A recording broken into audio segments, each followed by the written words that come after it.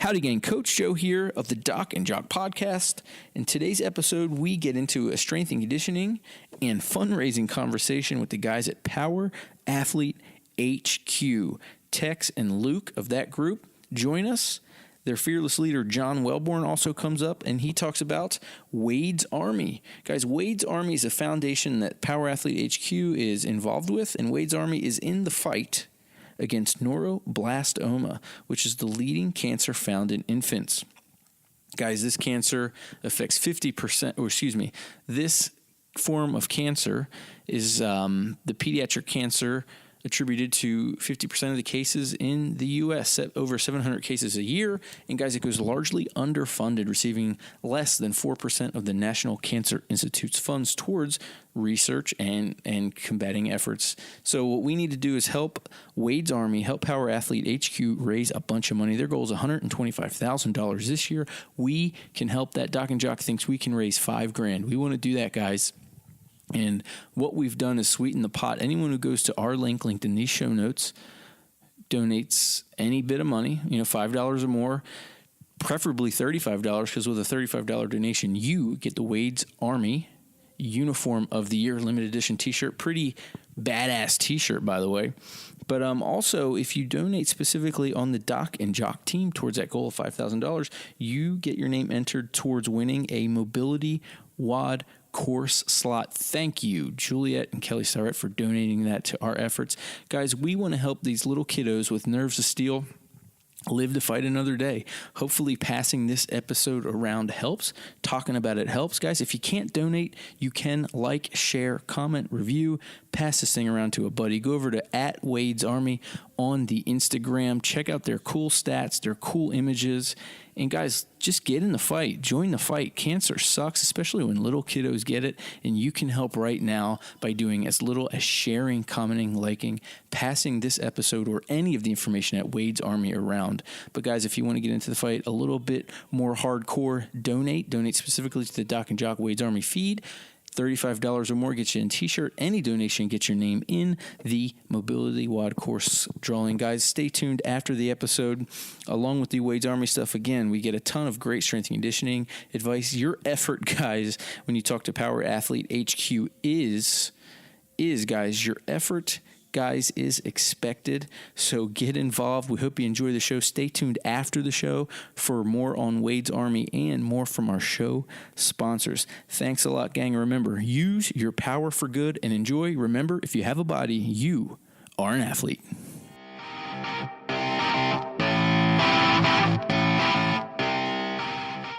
What's up, gang? Doc and Jock podcast, Coach Joe, Doc Danny, and we have two other guys in the room. So I guess we're kind of doing our best Dan Bilzerian impersonation via podcast and going for a foursome here. So fired up. With men. Yeah, Nice. foursome with men. So I don't know if that was too weird. But, guys, this podcast is a little strange. Aside from the strength and conditioning stuff, we meld in our lackluster sex lives, our crazy-ass kids, and then eventually we do find a way to get into barbell movements and being strong. So the dad strong theme is kind of important for us. So thanks for joining us, guys. So we have Luke and Texs from Power Athlete HQ, Power Athlete Radio, and supposedly the premier podcast in strength and conditioning, guys. So fired up to have you on. I love it. That's great. Yeah, if you just say it over and over again, it eventually becomes true. Yeah, well, we'll be another third party here to confirm that, as long as you confirm that we're the second best, maybe. So we appreciate you guys. So real quick, as we like to start this interview with guys like yourself who are athletes, trainers, and coaches, I always like to, rather than get the origin story, I like the story about the coaches who inspired you or planted maybe the power seed, maybe even like a pee-wee coach or a lesser known guy. So Luke and Texs, if you guys wouldn't mind just diving into that, let's see where the conversation goes. I'll go first. Yeah. Well, my first coach was a guy named Jim Havik, and he's passed away. Rest in peace, Coach. But I think I was maybe, I guess, my first competitive coach, because that was when I finally hit at the Pop Warner travel football level. Instead of the in-house league. And before that, it was just like everybody gets a ribbon, everybody gets a trophy, and it was fun. It was a good time. My coach there got me into it, but it wasn't until we hit the travel league where all the parents, it was like these days are gone. It was all the parents were wanted everybody to win, and if your kid wasn't good, they didn't bitch about it. They're like, oh, my kid's not good, so they're not going to play. And I was fortunate enough to play with those guys that I met and initially started playing with. That would be fourth grade. I played with them for the next all the way through high school. So we learned together, we grew together, and some of the coaches there were kind of the inspiration to stay with this type of sport. And there was another coach in there named Mike Garrigan. He was Tex. We were talking about this guy the other day, where he's like, listen, you and another one of my buddies that I played football with, he's like, you two need to become training partners, best friends, and like arch nemesis, so you can constantly push each other. And we were the same build. He played offense, I played defense.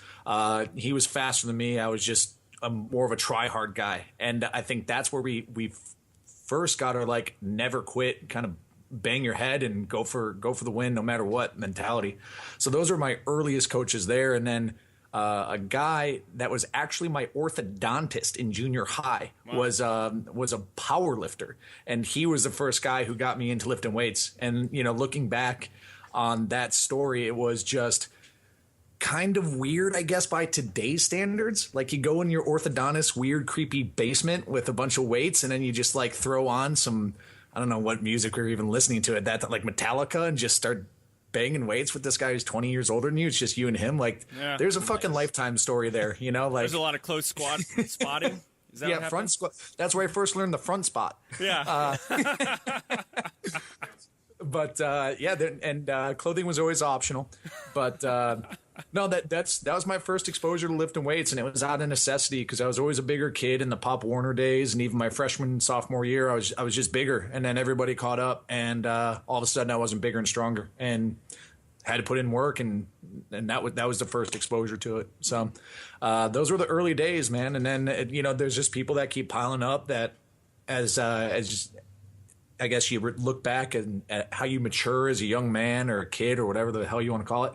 Like, there's certain generations or versions of yourself, and like each one of those generations or versions has somebody in there with athletics or training that was a catalyst or a springboard into the next achievement. But those were the early ones. Well, and then let me tell you, no. Yeah. So, yeah, just taking time to reflect while Luke was talking. I always felt that I was born to be a coach. So my father went to NC State, which I followed NC State basketball my whole life. So there was always that Jim Valvano approach to everything. And then the early days, I remember a coach named Herb Sindek. So not my coach, but it was that kind of diehard, we are the underdog when you go against Duke and UNC. So it was always, you're going to win. So that's how I took that approach to any sport I ever had. A couple coaches that I'm reflected upon. Coach Atwood, he always threatened to break his size 9 boot off in our ass. Old Katy Taylor football. And then eventually we started a lacrosse team in Katy. So it was the 10th team in the history of Houston lacrosse. And a bunch of athletes just got together and decided to start a lacrosse team. And we had an individual named Kavanaugh. And he just took on the team. He'd never coached before, but he was running some pickup league in Houston. And he first introduced what I guess lacrosse was. He was a Long Island guy and put us all in a position to really just have fun out there and enjoy the game for what it was. So that kind of took that mixture attitude of an underdog. We just started this team, plus we're having fun, and that equaled winning. So I took that kind of an attitude and approach into my college lacrosse career, and then eventually was coaching sport of lacrosse in college, and then just took on all the strength and conditioning responsibilities.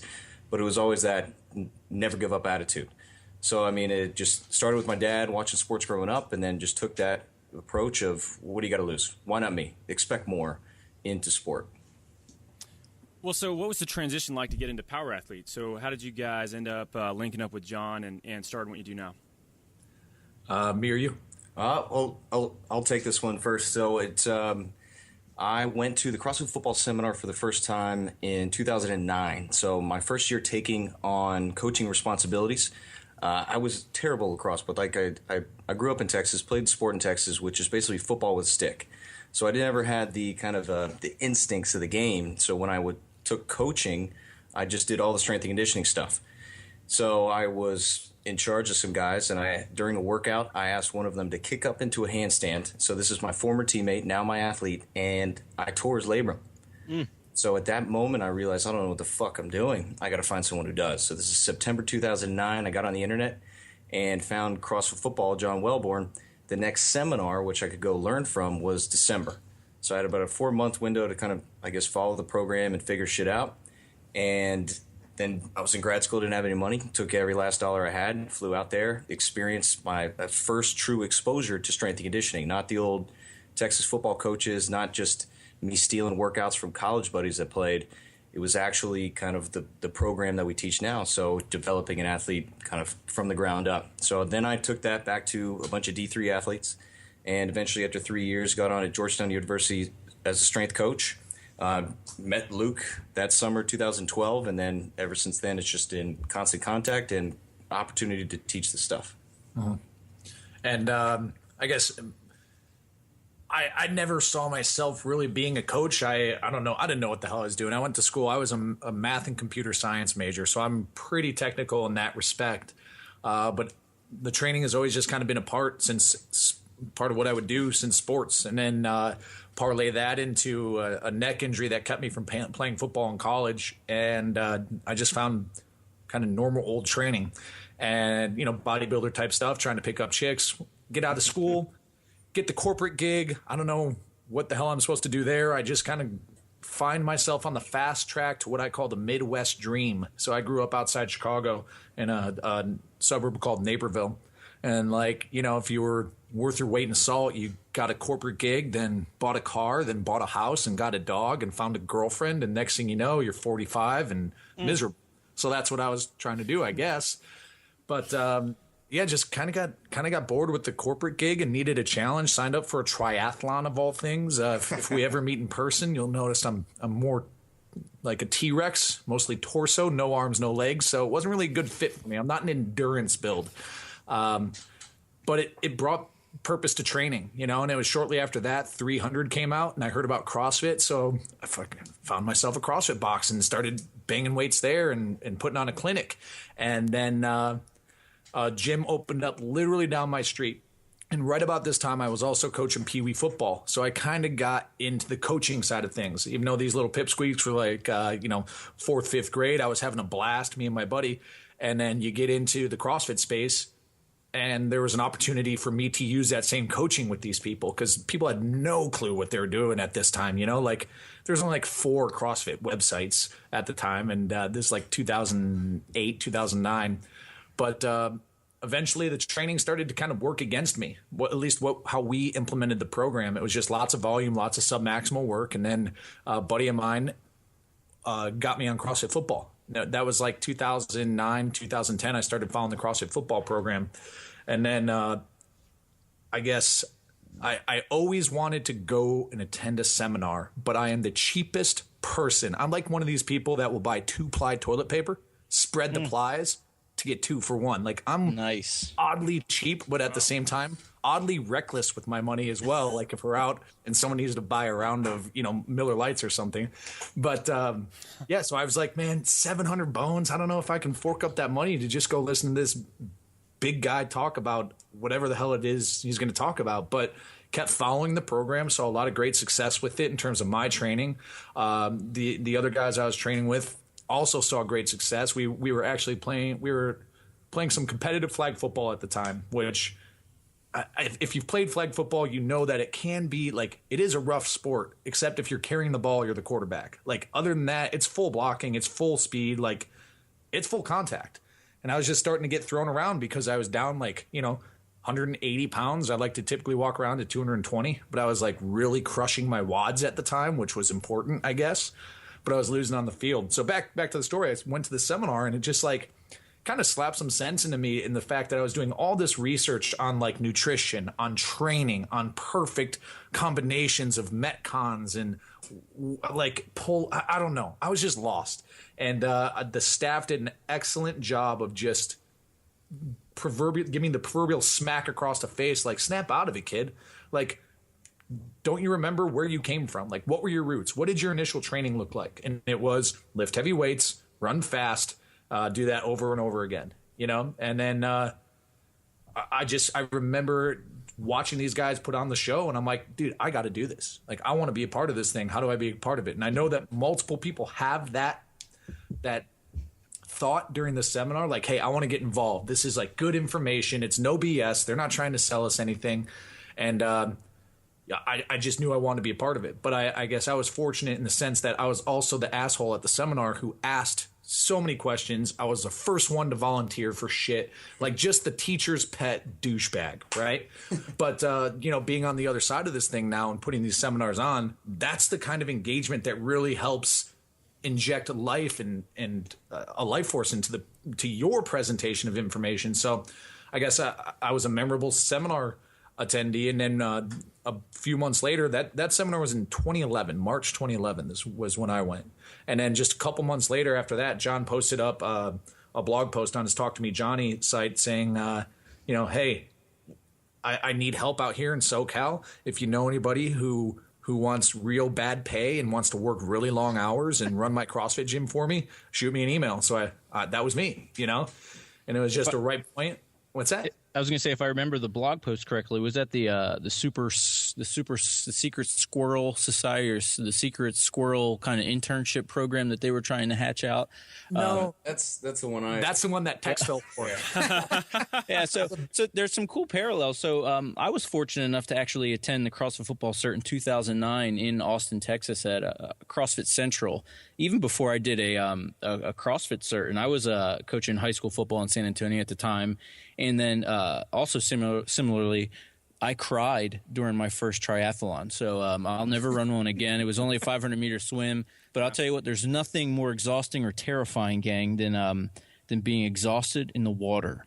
With people who know how to swim. Yeah, that's exactly right.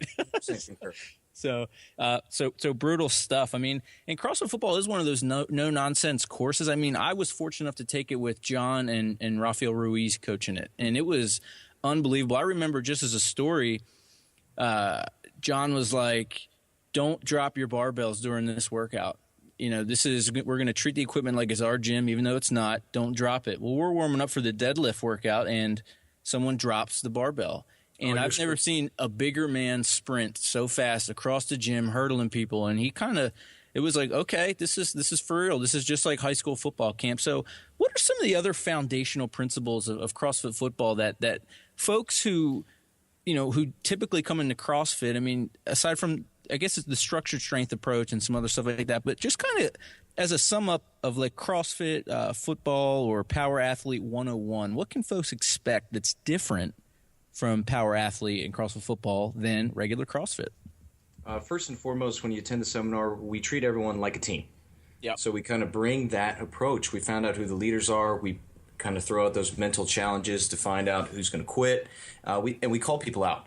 So we start right from the beginning, just establishing a mutual accountability across the board.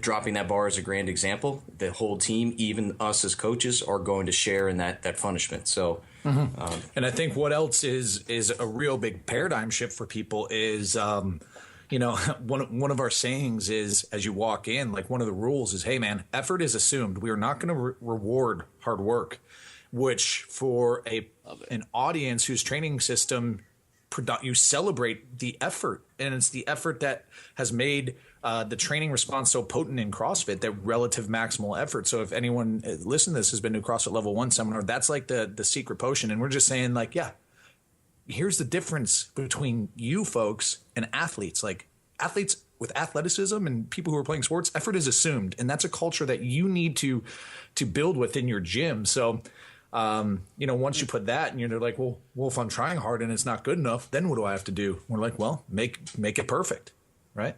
Don't quit and make it perfect. Those are like the two rules. And then all of a sudden it's like, but I have to slow down to make it perfect. And we're like, oh, shocker, right? And it just provides a lot of learning experience in that respect. And we put you in kind of awkward positions. We introduce all planes of motion, separating shoulders from your hips, basically everything that sport demands. So we kind of break that down and put people in that position they haven't been to in years. Mm-hmm. So they sometimes they quit, sometimes they just don't accept it. And then I've been seeing this more and more is people just stop and say, this feels weird. Feels different. Feels different. I don't get it. It's not bad, but it's just different. And it's like, yeah. It probably means it's correct. So we set up our squat, toes forward, kind of that A-frame athletic position, and then ask people to really challenge that position with weight. We don't necessarily care what weight you can do. We care how you do it. Mm-hmm. The only reason we got a bar on your back is to really challenge that position. So this is just brand new concepts. We get away from the numbers, only using them as a guide. Well, when you look at CrossFit Football, and I've never been to the certification, but I followed the programming actually I followed it for about 4 months, and it was on a recommendation from somebody.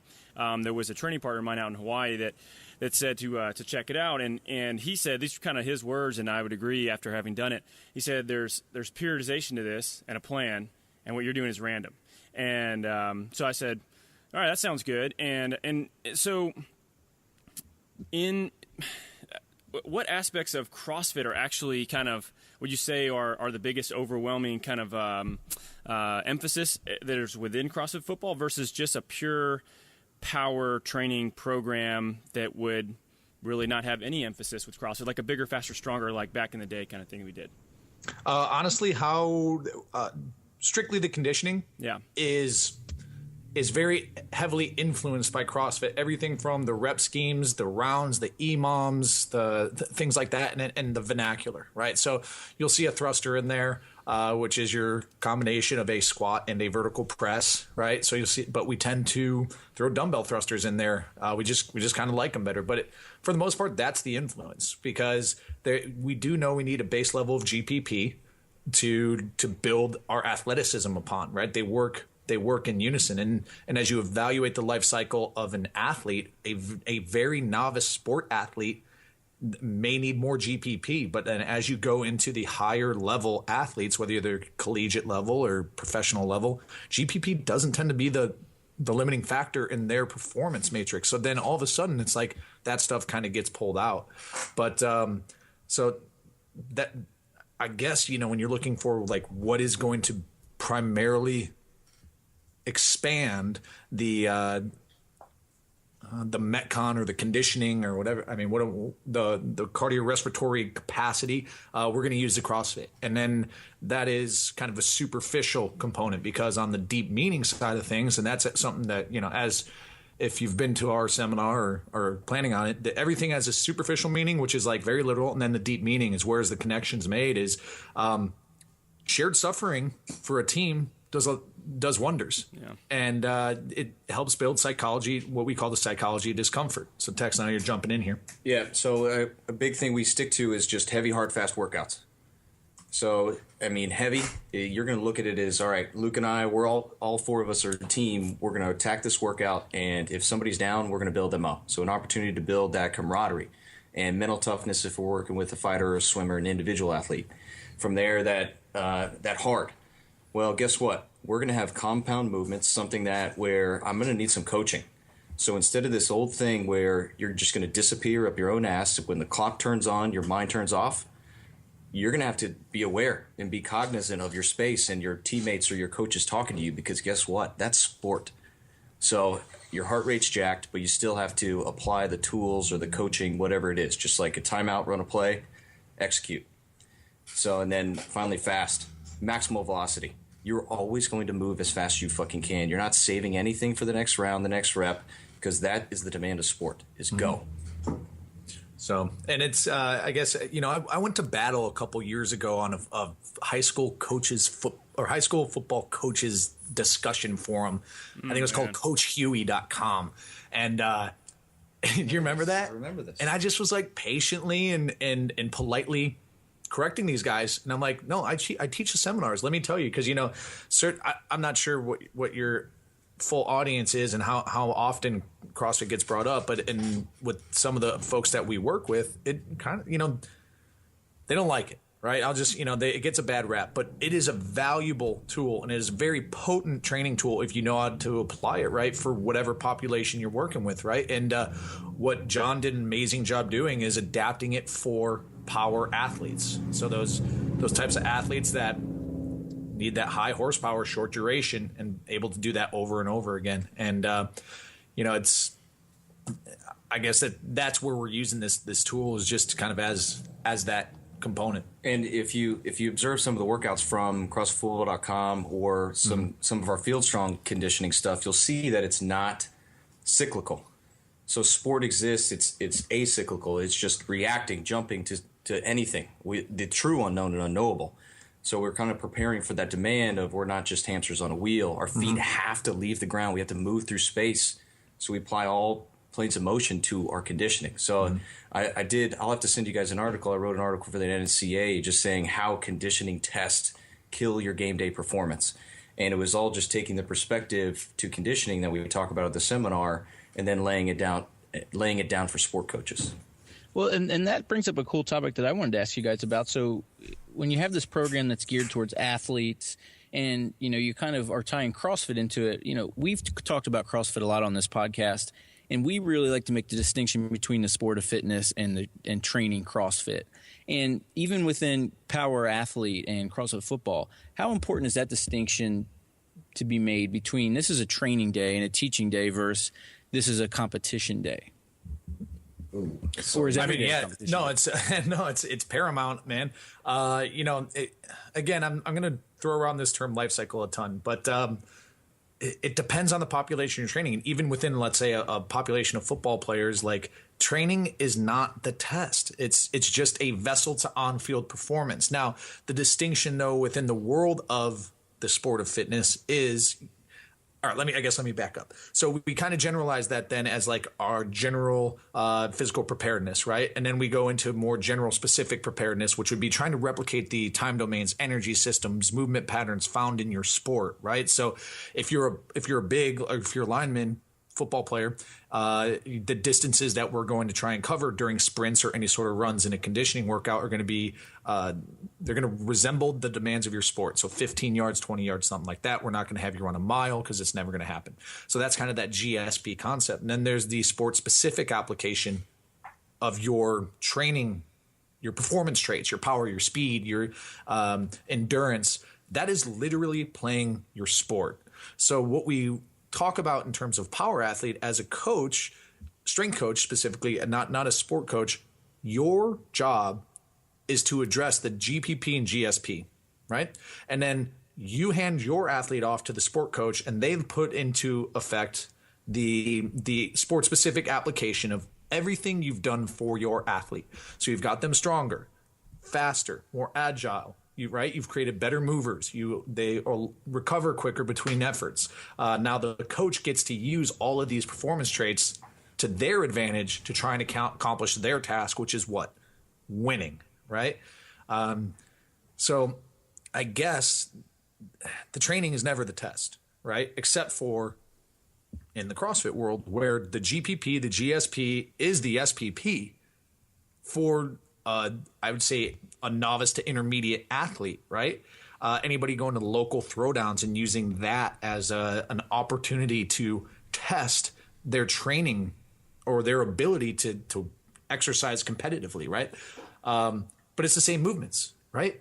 But we don't see that in more traditional field sports, right? And you don't see just a whistle blow, people drop down and do burpees and thrusters and then like they wheel out a pull-up rig for max muscle ups, and then whoever gets the fastest workout or fastest time, they get bonus points. Like that doesn't happen. So you don't have to prepare your athletes for that. But I guess, did I answer the question? I don't know. Yeah, I think the only sports where you really are, the training mimics the game day would be barbell sports too. I mean, you see it in weightlifting and you see it in powerlifting. But no, I think that's really fair. And a distinction that we've really tried to let people know is like even those weightlifters or powerlifters, they train on training days. They don't compete on training days. So I think that's just a big distinction that we like to make.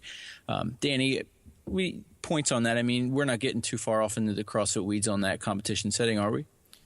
No, not at all. I mean, I agree with all this. I really did. I have you brought up an interesting point about this GSP and are you training specifically for that person's sport? And I was at a clinical athlete summit this weekend in Asheville, and Greg Knuckles was talking about the squat, and he showed a video. I thought it was a really interesting video. I'll see if we can find it and put it in the show notes. But it's It's whoever the female long jump champion from the Olympics in 2012 was. And the video was her with, I believe, 350 or 400 pounds on her back doing like 6 mini squats, like fast, really fast. And she got like blasted on the internet about people telling her how shitty of her squat was and all this stuff like that. But this is a gold medalist, and her sport dictates that she opens and closes her hip in a very short range, very quickly. So when you talk about, the specificity of applying this stuff, I mean, how in the weeds do you get with this? And is that so individualized that you can't really do that with a team? Or do you say, because in CrossFit, the hard part is a group, right? And everybody maybe has different demands, but is this specific to the sport? Or or that person kind of maybe gets stuck in all the rest of the training everybody else is doing? So just I'd love to lay down definitions so that way we can kind of talk about it. So specificity in training means improving a highly focused expression of your performance traits. And as Luke mentioned earlier, performance traits, strength, power, speed, right? So just in doing research, we've established 3 necessary structures for the transfer of your training. So everything you're doing in the weight room to carry over to your field. So the first one we talk about is an internal structure. So this is the muscle action and the firing rate. Second is an external structure. So this is going to be your setup. So specific training load as it pertains to the structure of the movement. And then we have our just rate of force development. So the energy required for speed. If we're talking about football, lacrosse, where you got to be fast and explosive, and just like that, the girl squatting you just mentioned, it's got to be fast and explosive. So we're not going to, load them up to the point where it's just grinding out squats, because that won't carry over to the field. So when we introduce many of our movements like the floor press, the squat at the seminar, we kind of go into this transfer of training. So this is where we can kind of set the ground and establish where we are toes forward, set up in your athletic position, heels outside the shoulders, knee over that instep, and talk about squatting in this position versus the toes out, or people Olympic lift and have different numbers. Maybe they have more than our guys, but at the same time, we stand a better chance for our numbers in the weight room to carry over to the field from that setup, the rate of force development, and then the muscle actions, the load and explode. And we love the eccentric stuff, especially just because that's a very cheap way to really get kids strong. Mm-hmm. Yeah, the eccentric stuff is interesting. And I'll tell you, in terms of my coaching of weightlifting, especially when it comes to working with a CrossFit athlete, I'll apply some of that stuff and make them actually go slower to teach at positions, mainly because they're going so fast all the time. They're just banging stuff around with no real thought. So I think applying some of that eccentric loading and kind of doing like some of those slower reps to the knee and down just to teach a positioning, and then expanding it and forcing them to go slower to teach it, I found very advantageous in my own training of athletes. And to me, applying that different stimulus to someone's training to balance things out, I find some value in that. So, and I know in your guys' programming, you guys also prescribe a lot of lateral movements, which you don't typically see in a CrossFit setting.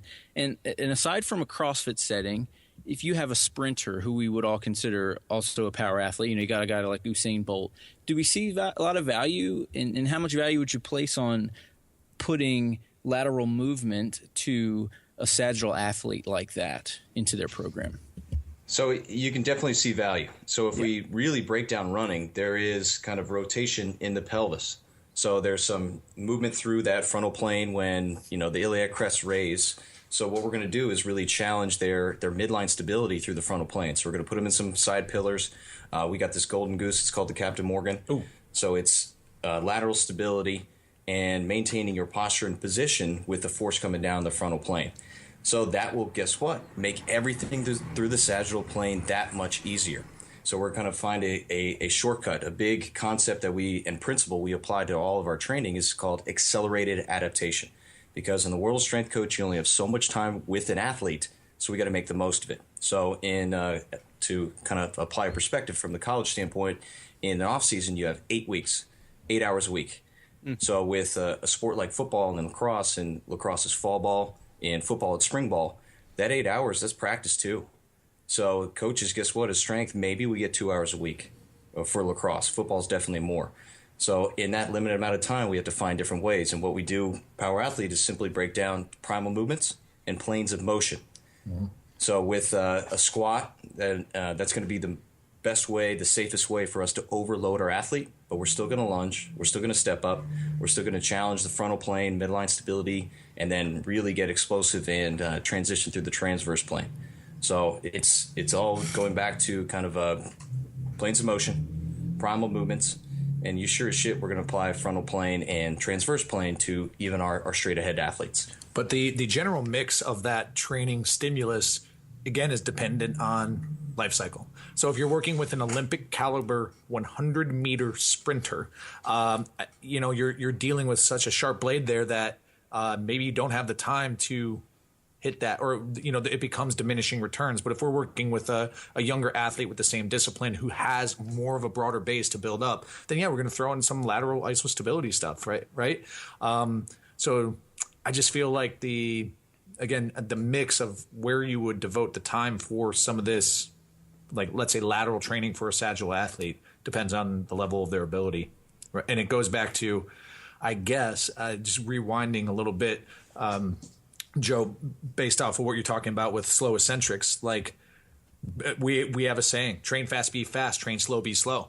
Right. Sure. But then how did you justify it? We would call this kind of our 3P model and a product of our SAID principle. Like, you have purpose, right? Is there a purpose to why you're going slow? Yeah. These guys are going to be going fast, but I find in my coaching experience that slowing down the eccentrics helps pattern, right? Mm-hmm. Okay. So is it practical? Can you actually pull that off? Yeah. Right. Is it prudent? Was it the best way you know it? Like, based off of your experience? Yeah. So then there you can kind of, you can justify what you did, even though like we would probably at first push back at you at a seminar and be like, what are you talking about, Joe? Sure. What, are you trying to get these people slower?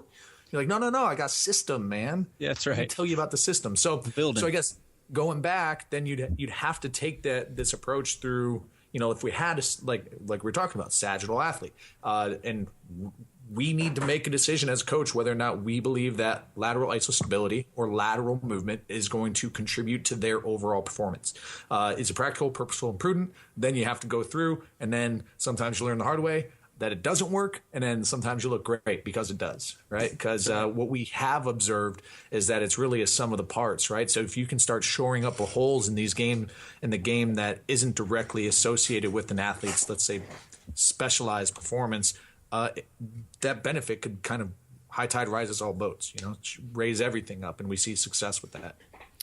I've seen a decent amount of blog work about occlusive training on the website, and I've actually used, well, I guess we'd call it blood flow restriction training in rehab a ton, and it's a pretty neat training methodology. And when you look at the current research, I mean, they're showing studies where they have collegiate basketball players walk around with these cuffs on their legs for 15 minutes, 3 minutes on, 1 minute off, for 3 or 4 weeks, and have a 11% increase in their VO2 max.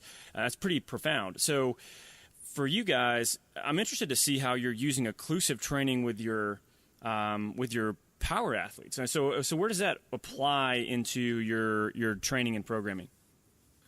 So right now, where the occlusion came in, and we're still kind of tinkering with how we're applying it. But at first we just kind of stumbled upon it because of the hypertrophy component to it. So it was a big component of our Jack Street program, which is like kind of, I guess, what everybody did in college. Yeah, I got a buddy doing it. The project, Yeah. So, some single jointed stuff, but it was with our power athlete twist. So we have our big movements on it. It's about power development and getting bigger, stronger. But we would throw it in just kind of as an adjunct to the training day, and, focus on some calf work, some arm work, some leg work.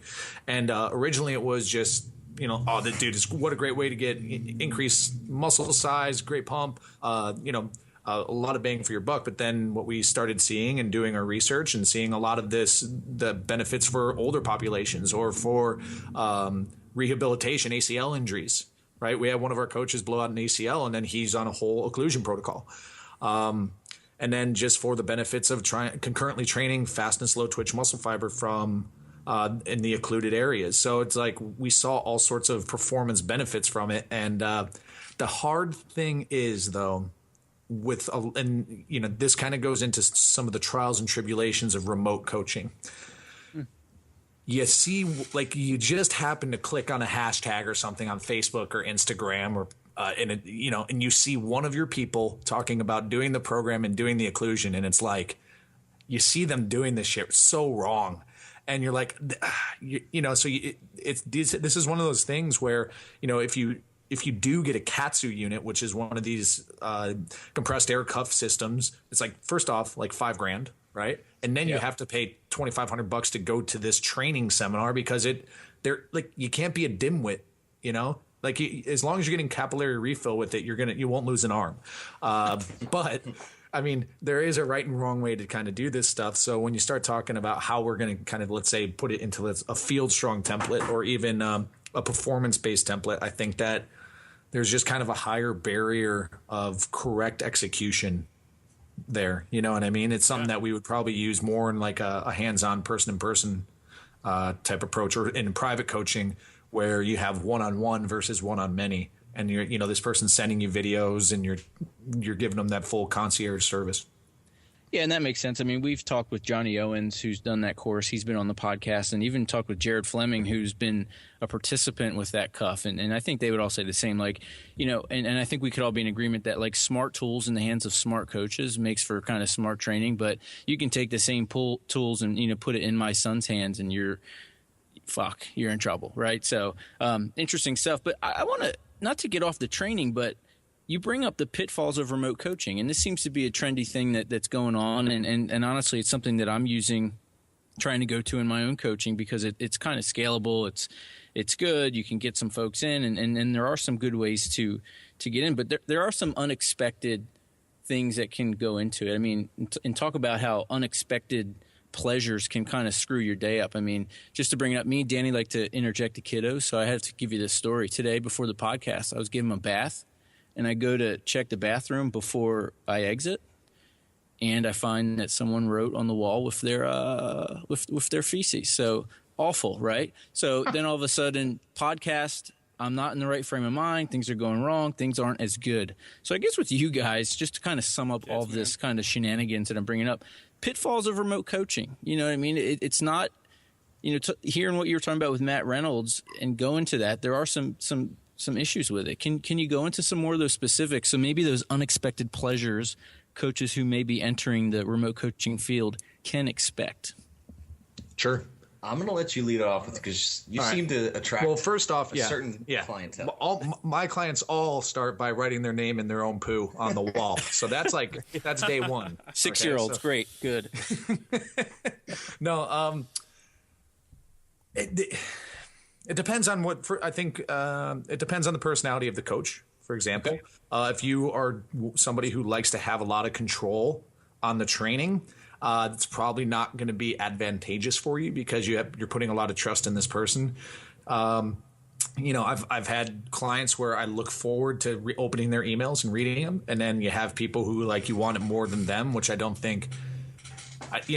That's also common in kind of the brick and mortar environment as well. So honesty is kind of an issue. People just randomly getting injured. If you're plugged into their social media, or you have friends of theirs as well, you start to find out some of the other stuff they're doing on their own that they think is a good idea. You're going to run into people who you wonder why they even hired you, because they already know more than you. Right. Sure. And it's like, why don't you just write me my program then, bro? You know what I mean? What are you doing? Yeah. Why are you hiring folks? So, I mean, that's been the situation for me. But then you also have people who crush it, dude. Like, I got a guy who's just the perfect client, man. He's showed up to us. He's 100% bought into this thing. And, we're making amazing gains. And he's just very diligent with setting the camera up and sending his videos over in a timely manner, giving feedback, stuff like that. So you just got to get in early and align expectations, because to quote a good buddy of ours, there's an old carpentry saying, measure twice, cut once. What he's told us is that's bullshit when it comes to the remote coaching and just working with personnel. It's measure once and cut twice. That initial measurement is your expectation. You cut one time, and that's probably what you're going to be happy with. and then you cut one more other time, and that's probably what you're going to get. So get ready for it. But that's been my experience, Coach. I know, or Texs, I know you've coached a couple people. I don't know, just I've had a genuinely great experience with the remote coaching and online. So I definitely take a different approach than most, in that most ask for the big lifts, and I just kind of send them some warm-ups and some assessments. So, Joe, you're familiar with those just from the seminar, so I kind of watch those and then correct those and then just watch it unfold in the big lifts. So the only downfall I get is when real life gets in the way or somebody just has an injury sneak up on them. So I had a guy who we wrote 8 weeks for him. It was laid out, plan to plan, so I thought he was taken care of, and I just had to watch some videos and kind of motivate a little bit. But then it was, hey, man, I was playing tennis, stepped on a ball, didn't see it there, or rolled from a different court, and I'm out. So for the next 4 weeks, I'm going to need a new program. Yeah, because I can't use my foot. Right. So you put the time and effort into writing, and then you just got to go back. But then it, wasn't as frustrated as because nothing beats the old call from the sport coach down to the weight room saying, you know what, these guys had a terrible practice. I ran them 2 miles, no legs today. Mm-hmm. And you had a whole plan in the college weight room, and that's scrapped. So Big that's squats, a hell of a lot more frustrating than a guy who just had a freak accident. Mm-hmm. But I mean, I would say overall, it's a really cool opportunity because you reach out to literally anyone who has an internet connection. You know what I mean? So, I like you said, Joe, it's a scalable opportunity, and if you can get some clientele, it's a cool experience, right? And I would recommend it if there's a coach out there who thinks they have what it takes, give it a try because there's nothing to lose, and all you can do is potentially help people. Well, if you have, kind of different tiers of this stuff as well, whether it be the Train Heroic programs or, you're programming individually for somebody, how much of a return can somebody expect more, with a individualized plan versus somebody that is following like a power athlete program on Train Heroic? I mean, I'm sure they get good benefits either way, but who's that person that probably needs the one-on-one remote coaching? So any plateau. So if you've been stuck at a lift for years and just can't quite figure it out, or if you know you have an issue, whether it's ankles, whether it's knees, whether it's hamstrings, just the hips, something's always gotten in your way, causing an injury or impeding progress. So Luke dropped a term earlier in the show called limiting factors. So basically what we do as coaches is find out what you can't do, because that's what's standing in the way. So that's when we go to the lunges, the step-ups, and all the crazy warm-ups that we teach at the seminar and kind of figure out what's standing in the way, because a squat is not a squat, right? It's just a combination of all these different things, actions that your body does, and we just got to find out where the catch is. And then we're going to attack that limiting factor and put them in a position to really just expand and bounce off that plateau.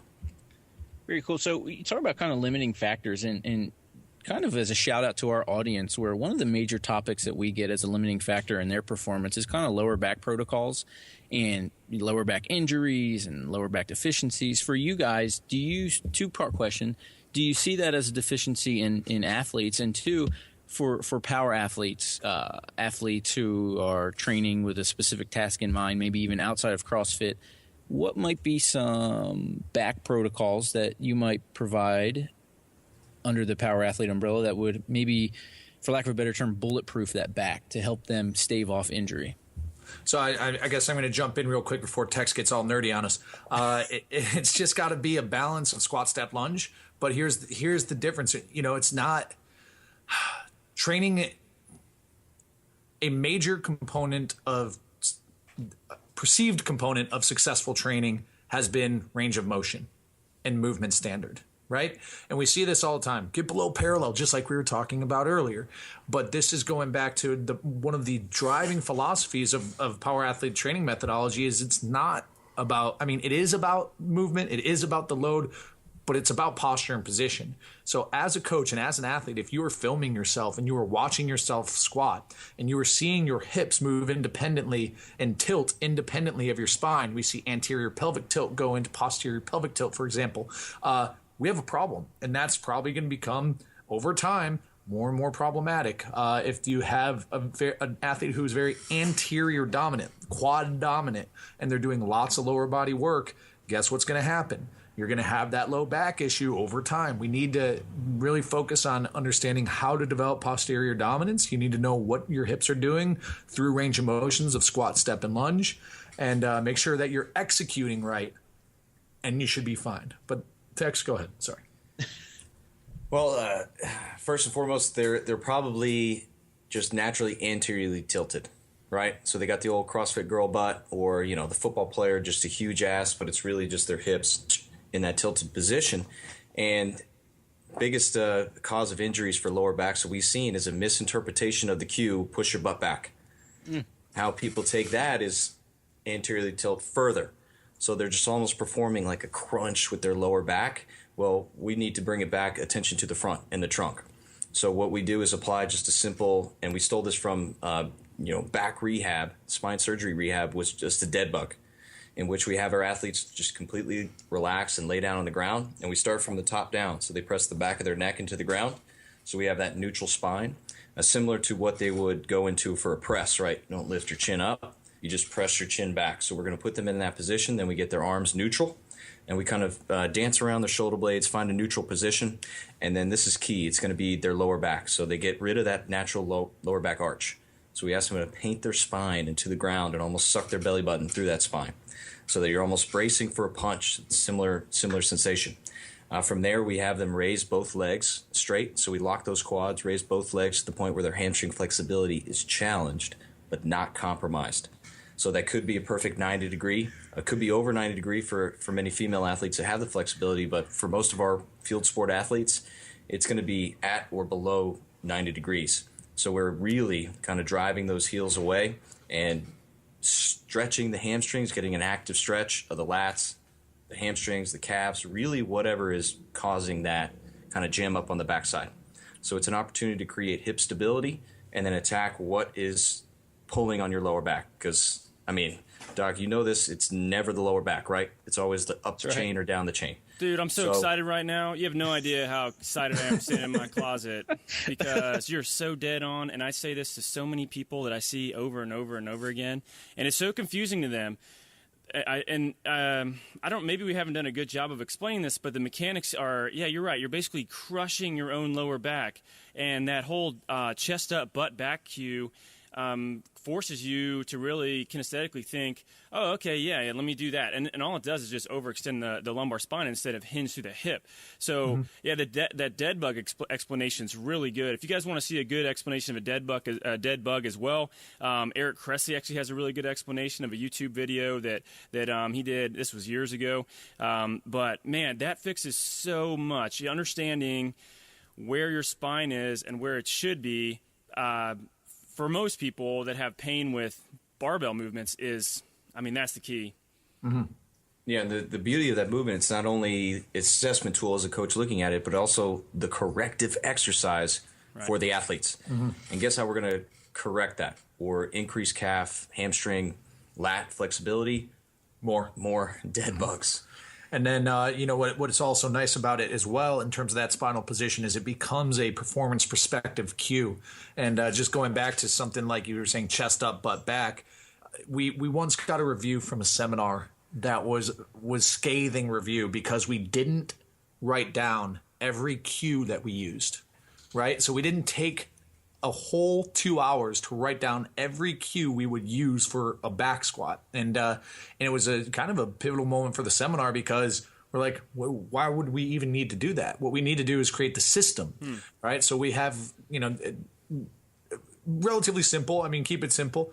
A 3-tiered system to, hey, cueing it. There's no magical cue. It's a process in which you're trying to get your athlete in the correct position. First off, you need to understand the position, line of action, execution, and then you need to use either your words to literally put them into position, like what we would call mechanical, like, hey, hips back, hey, flat back, tuck your chin, neutral spine, things like that. Or you give them kind of these emotional or performance perspective cues, which might be like dead bug body, right? You have somebody accumulating hours and hours of dead bug, they're going to remember that position. Yeah, the suck your belly button through your spine. Yeah. They're going to try to do that. But here's the catch. You need to say it only if you need to say it.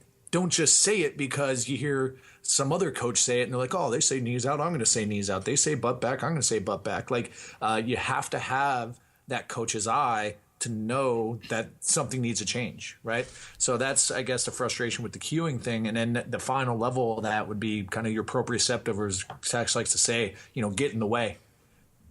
Create an obstacle for your athlete to move around or move towards that puts them in the right position versus grabbing and manhandling them to get them in position. Absolutely. The worst thing you can do as a sport coach is take an athlete and physically put them in positions, manipulate.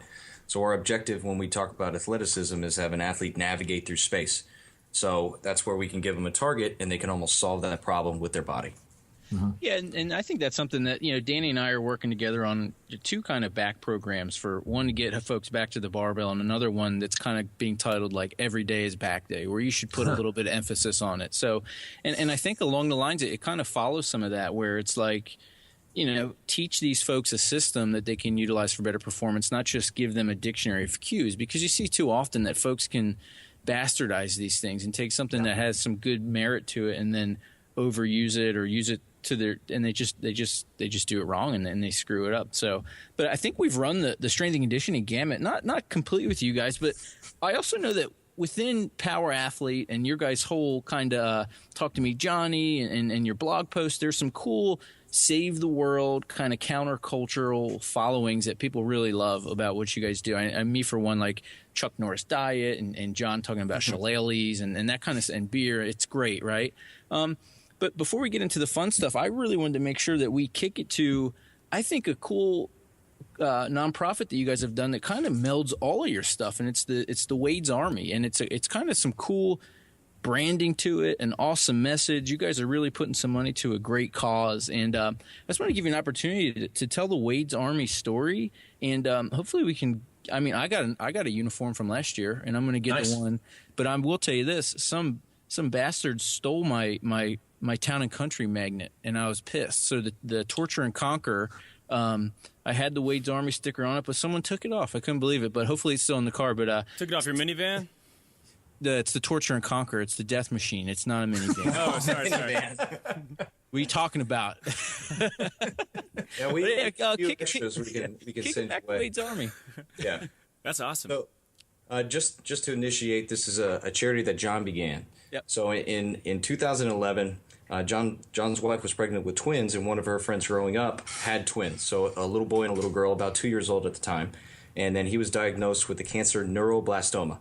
So a pediatric cancer, and then as we're kind of unraveling and educating people on this, it's the most prevalent cancer for infants and causes the most deaths, but at the same time, It's the most underfunded, like you wouldn't believe. So it's crazy that the U.S. government gives only 4% of cancer research money to pediatric cancer. So we're talking over 200 kinds of cancer, and only 4% of the funding goes towards the research. So, and in 2012, when John started this charity, it was only a T-shirt drive.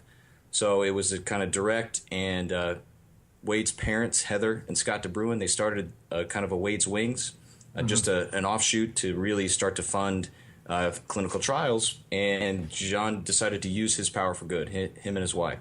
So it just began as a T-shirt drive and has steadily grown every single year. So as we've kind of recruited more and more people to the cause, then it's given us more opportunity, more money to connect with people. So it's not giving to other charities. What we do is find families directly in need, because there's only 11 neuroblastoma treatment centers in all the United States. So say you're living in San Francisco, then guess what? You got to find some treatment facility and leave, which causes many families to kind of lose their job because they want to stay with their child. So we either pay for travel, we pay for loss of income, expenses, and directly financially help these individuals. What we've also accomplished is to fund 3 phase 1 clinical trials, which again, the 2015, it just got passed, so we just gave 83 kids that would not have an opportunity for any treatment. It's like a phase 1 trial is like a last ditch effort. We gave them an opportunity to get treatment. So it's not kind of taking all this money and then giving it to other charities. We're going to fund trials, if there's a family in need, guess what? We're going to do everything in our power to directly get them. So John just wrote a check for $10,000 to get a family a car so they can transport back and forth because the father is unable to work now. So it's no bullshit, no gimmicks, kind of approach, and Luke sums it up better than I do. Just that attitude and approach. Yeah, man. I don't know. Listen, I was raised on the X-Files. Like Mulder and Scully are like my aunt. Yeah. You know what I mean? Yeah. So it's like when I hear some of this shit and like, I've just never been a big fan of the charity thing ever since some of that stuff got exposed, right? And so I don't know. Maybe there's somebody out there that's a young Luke Summers and it's calling BS on any of this stuff. But like, dude, I'm sit here. I work with Texs and John. They're on the board, dude. John will bully somebody to volunteer their time if they're even thinking about fucking billing us. You know what I mean? So we run a lean operation because every penny counts. And I don't know, man. It's just like you hear some of this heartbreaking stuff and these kids don't even get a chance, and you just throw a buck or two. Or honestly, dude, like I tell my cheap friends who, I love them to death. They'll take a bat to somebody if they ever, ask me to. But even if they're not going to donate, just share my posts, man. Help build awareness on this thing, because you get that information in front of the right eye at the right time, and amazing things could happen, and kids can get second chances to grow up and grow old and have their own family and have their own real world problems, So. No, that's incredible. My wife actually ran nonprofits for years, and there was the main one was with it's called Operation Homefront. Which is a veteran-based one, and she is crazy about looking at the actual amount of percentage of the dollar that goes directly to the mission. And I think that many people will be surprised by a lot of the bigger nonprofits that they may donate to. If you look at the actual percentage of a dollar that goes to the mission, in most cases, I mean, they may have like 70 cents on the dollar. That's incredibly bad. The nonprofit she worked with, I believe it was in like the mid 90s. Now, they anybody that worked there was essentially they got paid, but it wasn't a lot, and the amount of hours was a ton. But man, I remember doing this toy drive. My wife got this grant from Walmart for like, I remember, maybe $40,000 or $50,000. And these kids, these military kids, got to come into this room in Hawaii, and they get to pick out all these badass toys. They get to pick one from this table and two from this other one. And I mean, these are kids that there's not a lot of money in the lower ranks of enlisted, and some of these kids just don't get a lot of stuff like that. And they were just like so ecstatic. Yeah. And it's frankly one of the coolest things I've ever done. So shit, this sounds badass. I would love to help out any way we can. How can people help if they want to do this besides just donating? What are other ways that they can actually get involved? So we kind of connect with gyms. So we have an opportunity to travel the world and meet a lot of gym owners, and we just ask that those gym owners start their own fundraising campaigns. Mm-hmm. So this is just creating a page and reaching out and kind of telling your members about this story. Mm-hmm. And also every November 12th, that's Wade's Day. So Wade passed away on November 12th, 2011, and ever since then we've dedicated a hero workout towards him. We ask all those gyms to program it, or if you're just training on your own, just go ahead and hit it. And it's a heavy, hard, fast workout, and it's by no means easy. Mm-hmm. It's a fight. Yeah, for sure. So and like Luke said, just create awareness. Like, share the posts. Yeah, so Facebook, Wade's Army. Instagram, Wade's Army. Wade's Army. Wade's Army. Look at that. Wade'sArmy.org. You can head there, and then right on the right side there, you'll see like a join a fundraiser, become a fundraiser. Right there, first clicks. Make it happen. Use the power of social media. And, our campaign last year was like, use your power for good. And I think that people can kind of forget how much influence that they do have over their social networks. And if you do want to try and make change, it's as simple as sharing a post, and you never know whose eyes are going to get on it. And like, I was putting together some videos for Heather and Texs and the guys who are on the board here. And, one of the things that Heather said that struck me is like, if you want to be, it's free to be nice. Just be nice and share like it's free. You know what I mean? Don't be a dick. So. That's right. And bringing awareness and being nice, it's great. And you bring up that use your power for good. I mean, you see so much goofiness around social media, but this is one aspect where, hey, just you share it, like it, pass it around, it's an unbelievable story, and I hope just hearing this can talk about it a little bit more. Maybe people will start their own fundraising pages, get their own uniform, get a bumper sticker for people to steal off their torturing vehicle. So I hope that helps in that regard. And then the last thing I wanted to make sure we get into, your last podcast, you guys spent a lot of time talking with Matt Reynolds about the weird habits of Coach Rip, right, of Mark Ripito. And I know you're fearless leader. I don't know if he's in the room, but we know he's not on the podcast. I was wondering if you guys want to take the opportunity while Big John's not in the room or not in Podcastville to kind of maybe give our audience a deep, dark secret, something he might not divulge to us in person, but something you guys wouldn't be afraid to kind of to tell us about, John, that most people wouldn't know. Yeah, hang on right now because he's actually literally leaving now, and but he's like, you can hear the truck running out back. Hang on. Yeah, I hear that. Nice. He's got some badass trucks, man. Yeah, Stuff like he likes some cool stuff. Yeah, no, for sure. Let's see. Well, for those of you who don't know John Wellborn, he's a 6'6", 300-pound giant who can palm a medicine ball. Wow. So 10 years in the NFL, plenty of hits to the head, and absolutely no emotional intelligence. So empathy is absent from John. If you're looking for him to give you an attaboy or congratulate you for doing something great, he will be quick to remind you that he is a 10-year NFL veteran with over 100 career starts, 10 playoff appearances. And won CrossFit Games. And has competed in the CrossFit Games. He is the largest ever CrossFit Games competitor. Nice. I don't know. What's interesting is I don't have, my work experience is Pizza Hut. I was the best delivery driver in the Midwest, I'm sure. Then from there, I had a corporate gig where I don't know if you guys have ever worked in a large 2,000 employee building or anything like that, but that was an interesting experience as well. But then you get to a company like Power Athlete, and it's if you never played sports and you've never had what did your coach say? Break a boot off in your ass? Yeah, break my size 9 boot off in your ass. If you've never had a boot broken off in your ass, it's not a good company to work for because it is very high expectations, and if you mess up just a little bit, we are quick to point it out and twist the blade. But I think that's how we grow as coaches and business administrators and remote coaches and seminar staff, is just to remind each other how bad we are.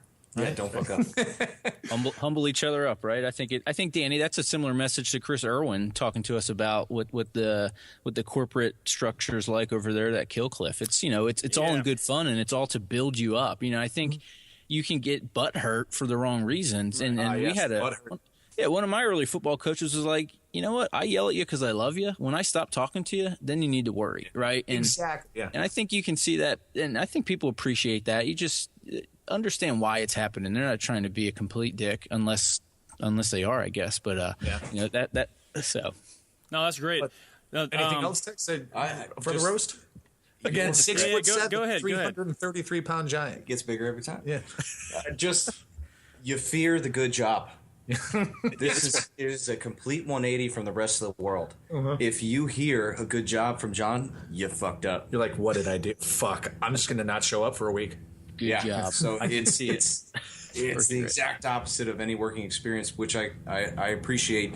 And then my job experience is limited to coaching only. So this is a creatively driven opportunity, which is what I'm all about. So earning that freedom. Sorry, we got a helicopter coming by. We have a flyby that's apparently been cleared. Somebody's running.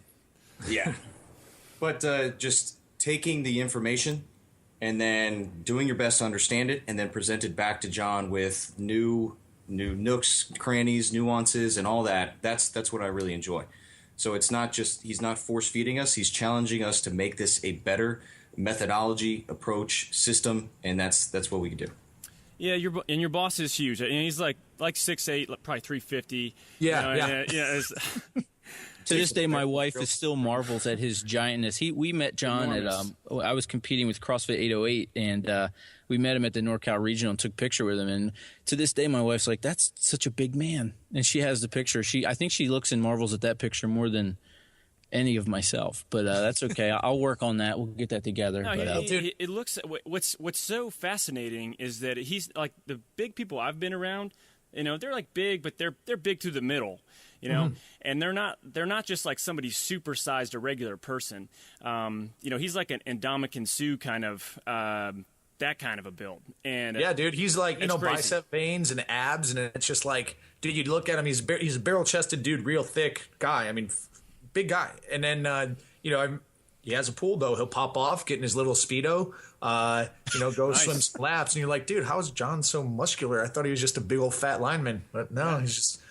But and then if you do get to know him and, like, all of a sudden you feel as if you are... perhaps have a positive relationship, always stay about 30 inches away, because he'll just randomly grab you and crumple you up and like either slam you on the ground or he'll give you the big slap in the back.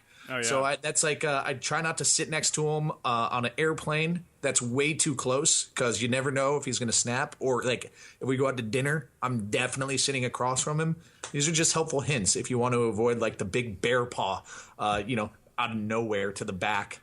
Man, that's you know, have you guys ever listened to I think it's Dan Carlin's Hardcore History, the podcast Hardcore History? Yeah.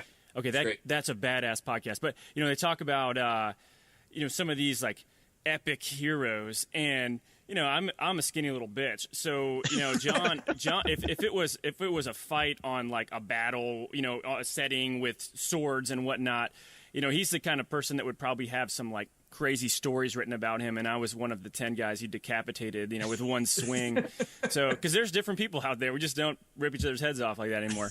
So, no, that's good. Well, I tell you guys, this has been a lot of fun, and I almost feel like I'm talking to a mirror image of Joe and I. I mean, you got a beard, backwards hat, and I feel like you said some really intelligent stuff.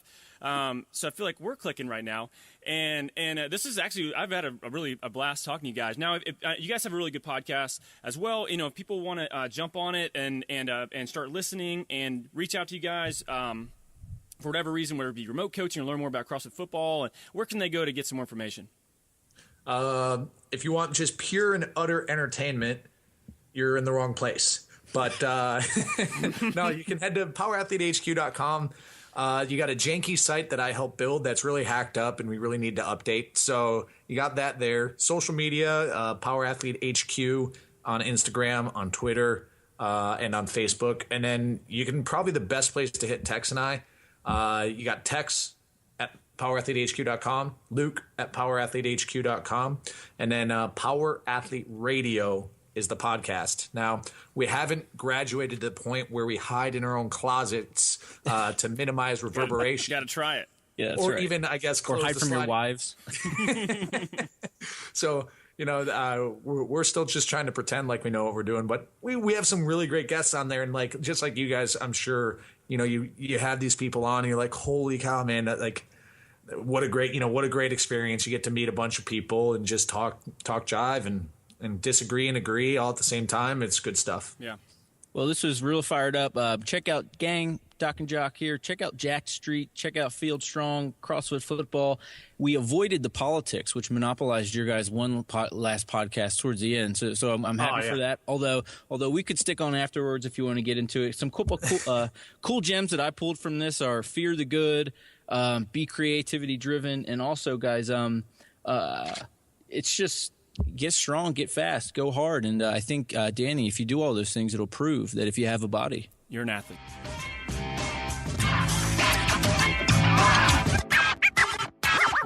What's up, guys? Doc Danny here with the Doc and Jock podcast, and I want to talk to you about a product I've been using recently to help with my running, and that is the Shoe Cue. The Shoe Cue is an insole you put in your shoes, and it has a heel cup that has these little raised up nubs on it, so you'll know if you're landing on your heel or your midfoot or your forefoot. I've been using this successfully with my own patients to help clean up some running-related issues for the past few months, and myself as well, and I really, really like it. It's really a simple solution to a problem. We know if you land in a overextended position or a heavy heel strike, you will eventually break down and get hurt. If you land in a good, solid midfoot, forefoot strike under your center of mass, you're going to be faster, you're going to hurt less. So Shoe Cue helps solve that problem in a really simple way. So guys, you can get a set of these and save a little bit of money at the same time if you go and use the discount code JOCK10, save 10% on a Shoe Cue, and go ahead and start working on improving your running mechanics. Your body will thank you.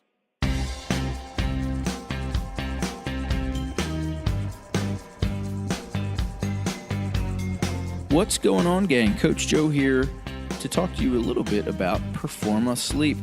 Guys, Performa Sleep has worked with industry experts to develop the ideal mattress for athletes and active people looking to improve their performance through better sleep. Guys, Performa Sleep is proud to say that every single Performa Sleep mattress is made in the USA and ships quickly from their warehouse to your door, and hopefully gets in your bedroom pretty quick. Guys, I sleep on a Performa Sleep mattress. I absolutely love it. It's the only mattress on the market with copper cool technology, and I can say right now, as a guy who sleeps hot, who sleeps with the sweats, I don't anymore in my Performa Sleep mattress. Check it out. Folks like myself, like Dr. Danny, Lauren Fisher, Emily Bridgers, Scott Panchek are on the Performa Sleep mattress, and I have nothing but great things to say about it. So head over to performasleep.com and click their big red Buy Now button and enjoy.